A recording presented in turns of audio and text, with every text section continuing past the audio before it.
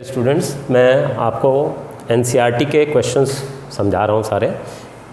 मैंने इसके पहले वाली वीडियो में 10 क्वेश्चंस तक के सारा सोल्यूशन दिया हुआ है। एनसीईआरटी के चैप्टर 10 के जो क्वेश्चंस हैं पीछे की एक्सरसाइज के, वो सारे क्वेश्चंस 10 तक किए हुए मैंने। अब ये 11th क्वेश्चंस के ऑनवर्ड मैं यहाँ पे कर रहा हूँ, ठीक है। तो इसमें क्या है कि कन्वर्जन पूछे। इसमें लिखा है how will you bring about the following convergence. Ethanol से ब्यूट-1 आइन, पहला केस ले लिया, ये इथानॉल है और हमें कन्वर्ट करना है ब्यूट-1 आइन में, इसमें कन्वर्ट करना है, ठीक है। तो 2 कार्बन बढ़ाने और ट्रिपल बॉन्ड भी लाना है। तो उसके केस में हम किसका यूज़ करेंगे? सोडियम एसेटाइलाइड, इसको कहते हैं सोडियम एसेटाइलाइड या इथाइनाइड भी कहते हैं, सोडियम एसेटाइलाइड, ठीक है। अब सोडियम एसेटाइलाइड काम कब करेगा? जब यहाँ पे हैलोजन लगाओ। तो हम क्या करेंगे, पहले इथानॉल को रिएक्ट करेंगे SOCl2 से, थायोनाइल क्लोराइड कहते हैं इसको, SOCl2 के साथ करेंगे, इसको थायोनाइल क्लोराइड कहते हैं, थायोनाइल क्लोराइड। जब इसके साथ रिएक्ट करेंगे तो Cl लग जाएगा। अब जब इसको फिर हम सोडियम एसेटाइलाइड के साथ, या सोडियम इथाइनाइड भी कहते हैं, और सोडियम इथाइनाइड कॉमन नेम है, ठीक है। तो जब इससे रिएक्ट करेंगे, इसका Cl और इसका Na, ठीक है, ये हट जाएंगे और ये इसके साथ एज इट इज़ जुड़ जाएगा। स्केलेटन में समझा रहा हूँ मैं। तो ये क्या बन गया? इथानॉल टू ब्यूट-1 आइन। हमको 2 कार्बन बढ़ाने थे और एक ट्रिपल बॉन्ड लाना था। तो जब भी 2 कार्बन और एक बढ़ाने और ट्रिपल बॉन्ड भी लाना हो तो सोडियम इथाइनाइड या सोडियम एसेटाइलाइड के साथ रिएक्शन करते हैं। इथानॉल को पहले SOCl2 से रिएक्ट करा ताकि OH में भी रिप्लेस्ड बाय Cl। अब Cl के साथ सोडियम एसेटाइलाइड को जब रिएक्ट कराओगे तो Cl Na के साथ चला जाएगा, NaCl बन जाएगा और ये एज इट इज़ इसमें चिपक जाएगा। तो उससे हमारे को कंपाउंड मिल जाएगा जिसमें 4 कार्बन होंगे। इसको हम सोडियम इथाइनाइड या सोडियम एसेटाइलाइड कहते हैं। Is it okay? 2 कार्बन बढ़ गए और ट्रिपल बॉन्ड भी आ गया। अब नेक्स्ट इसी में हम आपको नेक्स्ट पार्ट इसी में समझा देते हैं, इसको हटा के। हमारे 4 पार्ट हैं तो हमने फर्स्ट पार्ट कर दिया। अब सेकंड पार्ट को हम लेते हैं। सेकंड पार्ट में कह रहा है इथेन को ब्रोमो इथीन में कन्वर्ट करो। सेकंड में इथेन को ब्रोमो इथीन में, इसमें कन्वर्ट करना है, ठीक है। हम क्या करेंगे, इथेन को ब्रोमीन देना है, ठीक है। अगर ये CH3 है, अगर इसको ब्रोमीन सनलाइट में दोगे तो क्या होगा? Br2 इन सनलाइट, तो ये रिएक्ट करेगा तो एक तरफ ब्रोमीन लग जाएगा, यहाँ मान लो ब्रोमीन लग गया, ठीक है, और सब जगह हाइड्रोजन है। अब इसको जब एल्कोहलिक QH दोगे, एल्कोहलिक QH ALC लिख देते हैं, एल्कोहलिक QH दोगे तो क्या होगा? इधर का H, ठीक है, और इधर का Br हट जाएगा, डबल बॉन्ड आ जाएगा। एल्कोहलिक QH में डबल बॉन्ड आ जाएगा। अब ये जब डबल बॉन्ड आ गया तो हमको क्या करना है कि हम इसमें ब्रोमीन दे देंगे, ब्रोमीन इन CCl4। तो दोनों तरफ ब्रोमीन लग जाएगी, इधर भी ब्रोमीन लग जाएगी और इधर भी ब्रोमीन लग जाएगी। Is it okay? अब इधर का Br और इधर का H अगर हमें हटाना है तो फिर हम क्या करेंगे? एल्कोहलिक QH दे दें तो क्या होगा? डबल बॉन्ड भी आ जाएगा और एक तरफ Br भी लगा रह जाएगा। इसको हम ऐसे दिखा देते हैं, डबल बॉन्ड भी लगा रह गया और ब्रोमीन भी है। तो इसको हम क्या कहेंगे? जो आपका कंपाउंड बनाना था ब्रोमो इथीन बन गया, इसको हम कहेंगे ब्रोमो इथीन, ठीक है। पहले ब्रोमीन लाए हम, अब हमको डबल बॉन्ड भी लाना है साथ में, तो एल्कोहलिक QH दिया तो डबल बॉन्ड आ गया। बट जब डबल बॉन्ड आ गया, अभी ब्रोमीन नहीं है, हमें तो 1 ब्रोमो इथीन चाहिए। फिर हमने ब्रोमीन दिया CCl4 में तो वो दोनों तरफ लग जाएगा। जब दोनों तरफ ब्रोमीन लग गया तो अब हमें क्या करना है? एक तरफ का ब्रोमीन और हाइड्रोजन हटाना है। तो हम एल्कोहलिक QH जब देंगे तो एक तरफ का ब्रोमीन और हाइड्रोजन हट गया तो डबल बॉन्ड बीच में आ जाएगा और ब्रोमीन एक लगा हुआ है, तो इससे क्या बन गया? Bromo ethene. जो हमें कंपाउंड बनाना था वो बन गया। तो इस तरह से हमें ध्यान रखना पड़ता है कि क्या हमें बनाना है, तो कैसे कैसे स्टेप्स हमको इन्वॉल्व करने।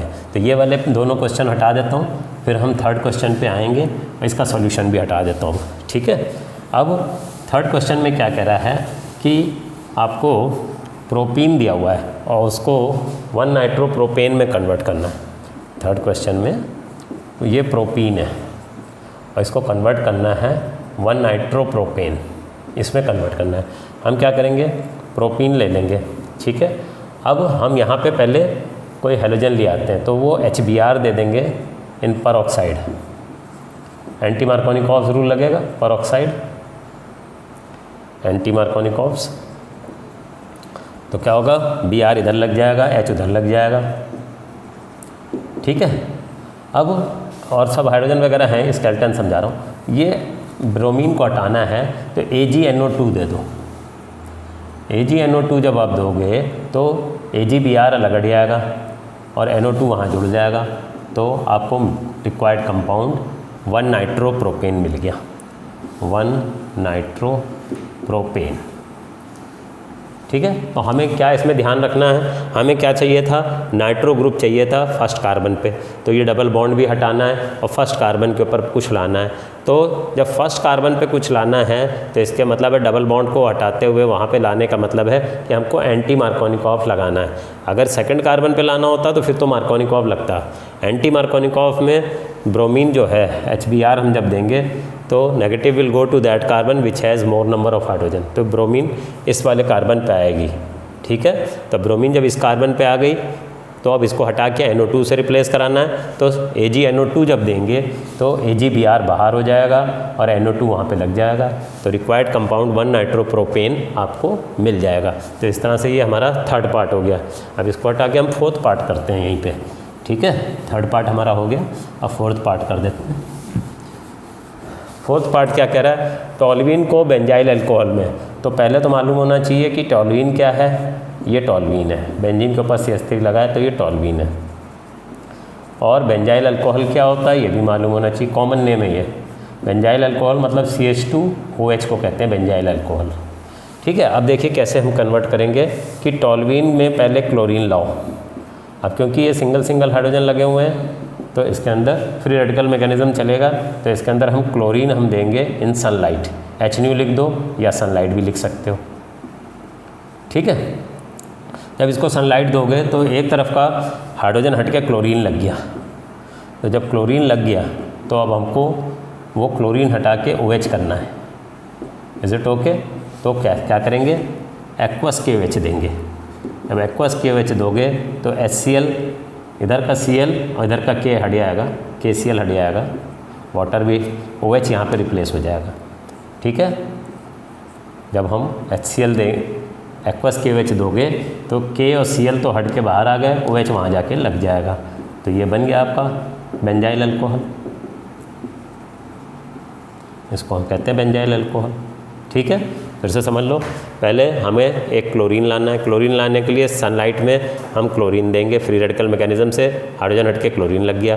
अब ये हट गया, अब Cl को हटा के OH लाना है, तो आपको ध्यान रखना है कि हाइड्रोजन को हटा के OH लाना है तो एक्वस KOH देते हैं। जब एक्वस KOH दोगे तो Cl हट के OH लग जाएगा और इसी को हम कहते हैं बेंजाइल अल्कोहल, ठीक है जी। तो ये मैंने आपको 4 कन्वर्जन्स करवा दिए और कन्वर्जन्स में कराता हूँ इनको मिटा के, ठीक है। अब स्टूडेंट्स हम लोग 11th क्वेश्चन के 5th पार्ट को करेंगे, अभी 1 to 4 किए थे, अब 5th पार्ट को करते हैं। 5th पार्ट कह रहा है प्रोपीन से प्रोपाइन बनाना है, ये प्रोपीन है और हमें बनाना क्या है, प्रोपाइन, ये बनाना। क्या करेंगे, प्रोपीन को ब्रोमीन दे देंगे इन CCl4, जब CCl4 दे देंगे तो ब्रोमीन दोनों तरफ लग जाएगा, इधर भी लग जाएगा और इधर भी लग जाएगा, ठीक है। जो हाइड्रोजन थे इसके ऊपर रहेंगे। अब जब इधर का ब्रोमीन और इधर का हाइड्रोजन हटाना है तो अल्कोहलिक KOH दे दो, ठीक है। और फिर जब इधर का हाइड्रोजन और इधर का ब्रोमीन हटाओगे तो ट्रिपल बॉन्ड आ जाएगा। तो पहले हम अल्कोहलिक KOH दे देते हैं, तो एक तरफ का हाइड्रोजन और एक तरफ का ब्रोमीन हटा लेते हैं, तो ये कुछ इस तरह से हो जाएगा, ये Br हट गया और ये हाइड्रोजन हट गया, डबल बॉन्ड आ गया, ये H ऐसे ही है और ये Br ऐसे ही है, ठीक है। अब इसको जब हम सोडियम लिक्विड अमोनिया देंगे, सोडियम लिक्विड अमोनिया या NaNH2 भी कहते हैं, सोडामाइड भी कह देते हैं, सोडियम लिक्विड अमोनिया दोगे, इसको जब हीट करोगे इधर का H और इधर का Br हट जाएगा and you will get triple bond, ठीक है। 2 बार अल्कोहलिक QH दे के भी कर सकते थे, बट जब सोडियम लिक्विड फर्स्ट स्टेप में अल्कोहलिक QH दिया, सेकंड में सोडियम लिक्विड अमोनिया देते हैं तो प्रोडक्ट बेटर बनता है, यील्ड ज़्यादा बनती है, ज़्यादा अच्छी होती है। इसलिए हम इसको प्रेफर करते हैं कि अल्कोहलिक QH दिया, उसके बाद सोडियम लिक्विड अमोनिया दे दिया, तो ये हमारा प्रोपाइन बन जाएगा। प्रोपीन को पहले ब्रोमीन दिया, CCl4 में दोनों तरफ ब्रोमीन जुड़ गया, सिंगल बॉन्ड हो गया डबल से। फिर हमने अल्कोहलिक QH दिया तो एक तरफ की ब्रोमीन एक तरफ का H हट गया, डबल बॉन्ड आ गया। फिर हमने सोडियम लिक्विड अमोनिया दिया तो एक H और Br ये भी डिहाइड्रोजनेशन करेगा और ट्रिपल बॉन्ड आ जाएगा। तो इस तरह से प्रोपीन को प्रोपाइन में हम कन्वर्ट कर देते हैं। ठीक है, तो ये 6th क्वेश्चन हमारा हो गया। अब 7th क्वेश्चन करेंगे, 6th को हटा देते हैं। ठीक है, बोर्ड साफ़ रहेगा तो थोड़ा समझ आसानी से आएगा, इसलिए हटाता जा रहा हूँ मैं। अब ये कह रहा है इथानॉल को इथाइल फ्लोराइड में कन्वर्ट करो। ये इथानॉल है और इथाइल फ्लोराइड ये हुआ। ठीक है, तो हम क्या करेंगे, इथानॉल को पहले SOCl2 दे देते हैं, तो ये Cl लग जाएगा, और जब इसको AgF दे दोगे ना तो ये स्वार्ट्ज़ रिएक्शन कहलाता है, स्वार्ट्ज़ रिएक्शन। तो इसमें क्या होगा, AgF के साथ Cl हट के फ्लोरीन लग जाएगा और AgCl अलग हट जाएगा, AgCl निकल जाएगा और ये फ्लोरीन यहाँ लग जाएगा। तो ये हमें बन गया इथाइल फ्लोराइड या 1-फ्लोरोइथेन भी कहते हैं। इथानॉल को SOCl2 दिया तो Cl लगा और फिर AgF लगा। AgF जब भी हमें हाइड्रोजन एक्सचेंज करना होता है, क्लोरीन ब्रोमीन आयोडीन को हटा के फ्लोरीन लगाना होता है, तो हम स्वार्ट्ज़ रिएक्शन अप्लाई करते हैं और उसमें AgF जब दोगे तो क्लोरीन की जगह फ्लोरीन आके लग जाएगा और AgCl बाहर निकल जाएगा। तो इस तरह से हम इथानॉल को इथाइल फ्लोराइड में कन्वर्ट कर सकते हैं। तो ये 6th पार्ट हो गया, इसको भी हटा देते हैं, है ना। अब 7th पार्ट को करेंगे। 7th पार्ट में हमारा क्वेश्चन क्या है, 7th पार्ट में कह रहा है ब्रोमोमीथेन को प्रोपानोन में करो। ये इंपॉर्टेंट रिएक्शन है, ये ब्रोमोमीथेन है और इसको प्रोपानोन में कन्वर्ट करना है। ये प्रोपानोन है, ये इसको एसीटोन भी कहते हैं। तो 2 कार्बन बढ़ाने हैं, तो CH3Br है, इसको सोडियम एसेटाइड दे दिया हमने। ठीक है, अब जब इधर का ब्रोमीन इधर का सोडियम हट जाएगा, NaBr हट गया और ये 3 कार्बन वाला बन गया। ठीक है, बट हमें तो प्रोपानोन चाहिए। अब हम क्या करेंगे, इसको जब वाटर देंगे in the presence of HgSO4 H2SO4 dilute HgSO4 plus dilute H2SO4 330 kelvin पे हीट करते हैं तो क्या होगा, या हीट दिखा दीजिए। तो क्या होगा, इसका OH यहाँ पे आ जाएगा, H उधर चला जाएगा अकॉर्डिंग टू मार्कोनिकॉव्स, तो ये बन जाएगा, यहाँ OH लग जाएगा और ये डबल बॉन्ड रहेगा, इसके ऊपर 2 हाइड्रोजन हो जाएंगे, एक था पहले दूसरा आ गया। ठीक है, अब ये इसमें टॉटोमरिज्म चलेगा, इधर ये डबल बॉन्ड जाएगा, ये इधर आएगा, तो टॉटोमरिज्म के वजह से टॉटोमरिज्म होगा इसके अंदर, तो इसकी वजह से क्या होगा, ये ऐसे डबल बॉन्ड बन जाएगा, तो ये प्रोपानोन बन गया, इसको कहते हैं प्रोपानोन। ठीक है, हमें देखा 1 कार्बन था, हमें 3 करने, 2 बढ़ाने, तो सोडियम एसेटाइड से 2 कार्बन बढ़ा दिए। पर अब हमें प्रोपानोन बनाना है तो हमने वाटर दिया, डाइल्यूट H2SO4 डाइल्यूट HgSO4 के प्रेजेंस में हीट भी करते हैं, 333 केल्विन टेम्परेचर है। ठीक है, अब इसमें टॉटोमरिज्म हो जाएगा क्योंकि OH यहाँ लगा, H यहाँ लगा अकॉर्डिंग टू मार्कोनिकॉव्स रूल। अब ये इधर आएगा, डबल बॉन्ड और H की शिफ्टिंग होती है, उसको टॉटोमरिज्म कहा जाता है। तो ये इधर शिफ्ट हुआ तो ये डबल हो गया और H इस पे आ गया, ये CH3, तो you have obtained the propanone. इसका एक तरीका और भी है, इसको तो ये इस तरह से भी कर सकते हैं और दूसरा तरीका ग्रिग्नार्ड रिएजेंट की हेल्प से भी हम कर सकते हैं। वो कैसे करेंगे वो यहाँ मैं दिखा देता हूँ। ये तो फर्स्ट मेथड हो गया। अब सेकंड मेथड में क्या है कि CH3Br को हमने KCN दिया, तो KCN दिया तो CH3CN हो गया। ठीक है, अब CH3CN को हमने एक दे दिया CH3MgBr in the presence of ether, तो ये क्या होगा, CH3 यहाँ जुड़ जाएगा, MgBr इधर आ जाएगा, ये हो जाएगा CH3C double bond N MgBr और CH3 इधर आ जाएगा। क्यों ऐसा हो रहा है, क्योंकि ये इसके ऊपर शिफ्ट कर जाएगा, ये नेगेटिव हो जाएगा, ये पॉजिटिव हो जाएगा। मैग्नीशियम यहाँ पॉजिटिव है, ये नेगेटिव वाला पॉजिटिव पे आ गया और पॉजिटिव वाला नेगेटिव पे चला गया। अब इसको जब वाटर दोगे, ठीक है ना, इसकी जब हाइड्रोलिसिस करोगे, एसिडिक मीडियम वाटर दे दिया तो O यहाँ पे लग जाएगा, तो ये फाइनल प्रोडक्ट बन जाएगा, प्रोपानोन बन गया ये आपका। या इसको मैं यहाँ पे हटा के दिखा देता हूँ इस चीज़ को हटा देता हूँ यहाँ से, तो और अच्छा समझ में आ जाएगा आपको। इसी चीज़ को आगे समझा देता हूँ मैं यहाँ पे। इसको जब हम वाटर देंगे तो ऑक्सीजन यहाँ पे आ जाएगा CH3 C double bond O CH3, water का O यहाँ आ गया और हाइड्रोजन उसके साथ चला गया, MgNH2Br बन गया। ये तो बाई प्रोडक्ट है। ये आपका प्रोपानोन है। तो दो मेथड से बना सकते हैं, केसियन दे के फिर ग्रिग्नार्ड रिएजेंट से रिएक्ट करा के भी बना सकते हैं, और नहीं तो जो आपका सोडियम जो इसके अंदर हमने किया था सोडियम एसेटाइट दिए, सॉरी आपका हाँ एक कार्बन था, दो बढ़ाने थे तो हमने सोडियम एसेटाइट दिया, सोडियम एसेटाइट से ये बन गया और फिर इसको वाटर दिया एंड HgSO4 H2SO4, उसमें टॉटोमरिज्म हुआ तो भी। तो दोनों मेथड में से कोई भी आप कर सकते हैं, दोनों ही ठीक है। इसमें ग्रिग्नार्ड रिएजेंट से हमने किया और उसमें सोडियम एसेटाइट बना के किया। ओके जी, सोडियम एसेटाइट की हेल्प से किया है। ओके, तो 7th पार्ट हो गया, इसको भी हटा देते हैं। अब 8th पार्ट करते हैं हम लोग। 8th पार्ट में क्या हैगा कि ब्यूट 1 इन को ब्यूट 2 इन में कन्वर्ट करना है। 8th वाले में ब्यूट 1 इन है, ये वाला पार्ट है 8th वाला, ठीक है। तो ब्यूट 1 इन को ब्यूट 2 इन में कन्वर्ट करना है। तो हम क्या करेंगे कि पहले इस ब्यूट 1 इन को रिएक्ट कराएंगे HBr HCl किसी से भी रिएक्ट करा दो तो मार्कोनिकॉव्स रूल लगेगा, मार्कोनिकॉव्स रूल के हिसाब से। मार्कोनिकॉव्स रूल में से नेगेटिव वहाँ जाएगा जहाँ कम हाइड्रोजन है, इस पे हाइड्रोजन कम है, इस पे हाइड्रोजन ज़्यादा है, Br वहाँ पे आ जाएगा। अब जब Br सेकंड कार्बन पे आ गया, इधर हाइड्रोजन है ही है, इधर तो CH3 हो गया, तो इसको जब एल्कोहलिक QH दोगे तो सेडजेव्स रूल के हिसाब से मोर एल्काइलेटेड एल्कीन बनाने के लिए डबल बॉन्ड इधर आएगा, ये ऐसे बन जाएगा। क्योंकि अगर इधर का Br इधर का H हटेगा तो डबल बॉन्ड यहाँ आएगा, इधर का Br इधर का H हटता तो इधर आता। बट जब बीच में अगर डबल बॉन्ड आएगा तो मोर एल्काइलेटेड एल्कीन मोर स्टेबल होगी, तो ये बन जाएगा। तो इस तरह से हम ब्यूट 1 इन को ब्यूट 2 इन में कन्वर्ट कर देंगे। तो ये हमारा 8th पार्ट हो गया, ये ब्यूट 2 इन बन गया, ब्यूट 2 इन। ओके जी, तो ब्यूट 1 इन को ब्यूट 2 इन को पहले मार्कोनिकॉव्स के हिसाब से Br लगाया, फिर अल्कोहलिक जब KOH दोगे तो इधर का Br इधर का H हटेगा and more alkylated alkene more stable होती है अकॉर्डिंग टू सेडजेव्स रूल, तो इस हिसाब से ये बन जाएगा। ओके, अब इसको हटा देते हैं 8th को भी। अब 9th वाले को करते हैं। 9th वाला क्वेश्चन बहुत आसान है, इसमें डायरेक्ट जो है हमारा वुड्स रिएक्शन लग जाएगा। 1 क्लोरोब्यूटेन था, ये 1 क्लोरोब्यूटेन है और हमें 8 कार्बन वाला ऑक्टेन बना देना है, N ऑक्टेन।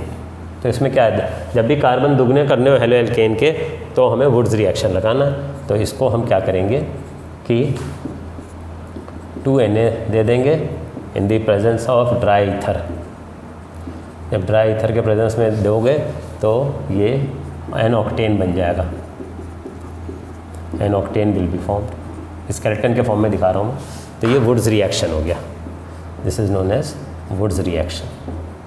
ओके जी, तो ये 9th पार्ट हमारा हो गया, ठीक है। अब जो 10th पार्ट है बेंजीन टू बायोफिनाइल, उसको करते हैं। उसको कैसे करेंगे देखिए, बेंजीन टू बायोफिनाइल में ये बेंजीन है और बायोफिनाइल क्या होता है, ये बायोफिनाइल है। दो बेंजीन आपस में जुड़े हों इस तरह से तो इसको बायोफिनाइल कहते हैं, बायोफिनाइल। तो हम क्या करेंगे, पहले इसके ऊपर क्लोरीन देंगे, बेंजीन को ऊपर कोई हैलोजन दे देते हैं। क्लोरीन किसके प्रेजेंस में देंगे, FeCl3 या AlCl3, एनहाइड्रस AlCl3 दे दो या फिर FeCl3, AlCl3 या FeCl3, ठीक है।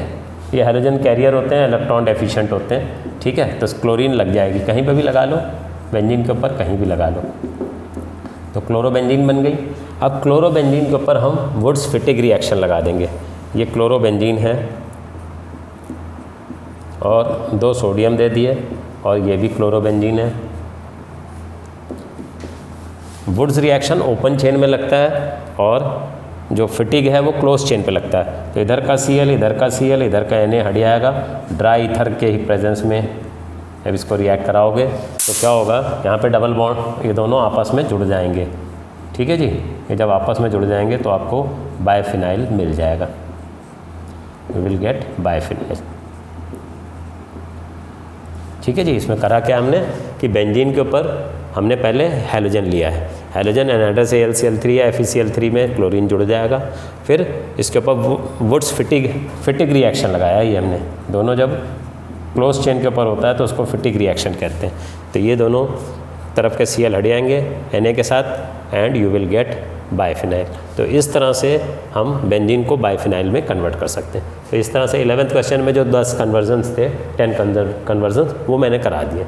अब इसको हटाते हैं, फिर आगे क्वेश्चन देखते हैं। क्वेश्चन 12 करते हैं। Explain why the dipole moment of chlorobenzene is lower than that of cyclohexyl chloride. तो इसमें क्या है कि ये क्लोरोबेंजीन है। क्लोरोबेंजीन में एक्चुअल में क्या है कि ये जो कार्बन है ये sp2 हाइब्रिडाइज्ड है, तो इसकी इलेक्ट्रोनेगेटिविटी ज़्यादा होगी। ठीक है, तो क्या होगा कि क्लोरीन का जो लोन पेयर है इधर आ जाएगा तो पार्शियल डबल बॉन्ड हो जाएगा। एक तो ये बॉन्ड छोटा हो गया और क्लोरीन के ऊपर नेगेटिव चार्ज कम हो जाएगा। ठीक है, और जो दूसरा है साइक्लोहेक्साइल क्लोराइड में, उसके अंदर जो कार्बन है वो sp3 हाइब्रिडाइज्ड है। ये जो कार्बन है ये sp3 हाइब्रिडाइज्ड है, तो इसकी इलेक्ट्रोनेगेटिविटी कम है, तो इसमें bond length partial double bond नहीं होगा, सिंगल बॉन्ड ही होगा। और क्लोरीन के ऊपर लोन पेयर हैं तो इसकी इलेक्ट्रोनेगेटिविटी ज़्यादा होगी। इसके ऊपर क्लोरीन पे नेगेटिव चार्ज ज़्यादा है, इस पर क्लोरीन पे नेगेटिव चार्ज कम है, क्योंकि ये sp2 को हाइब्रिडाइज कार्बन की इलेक्ट्रोनेगेटिविटी ज़्यादा होने से ये लोन पेयर को अपनी ओर खींचेगा। तो यहाँ पे एक तो पार्शियल डबल बॉन्ड बन जाएगा, बॉन्ड लेंथ भी छोटा हो जाएगा और क्लोरीन की इलेक्ट्रोनेगेटिविटी भी कम हो जाएगी।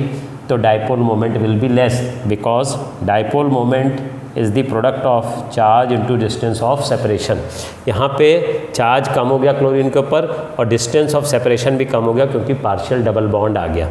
इस केस में क्या है, साइक्लोहेक्साइल क्लोराइड में यह वाला कार्बन sp3 हाइब्रिडाइज्ड है, तो इसकी वजह से इसकी इलेक्ट्रोनेगेटिविटी कम है, तो यहाँ पे पार्शियल डबल बॉन्ड नहीं बनेगा, इसका लोन पेयर इस पर नहीं आएगा। जब लोन पेयर इधर पार्शियल डबल बॉन्ड नहीं बनाएगा तो क्लोरीन पे इलेक्ट्रॉन डेंसिटी भी हाई रहेगी, उसका नेगेटिव चार्ज भी ज़्यादा रहेगा। तो चार्ज भी ज़्यादा है, बॉन्ड लेंथ भी ज़्यादा है, तो इसका dipole moment will be more. Dipole moment of this will be more than the dipole moment of chlorobenzene, because in chlorobenzene, because of partial double bond the bond length will decrease, distance of separation will decrease, and also as the carbon is sp2 hybridized, therefore the lone pair will form a partial double bond.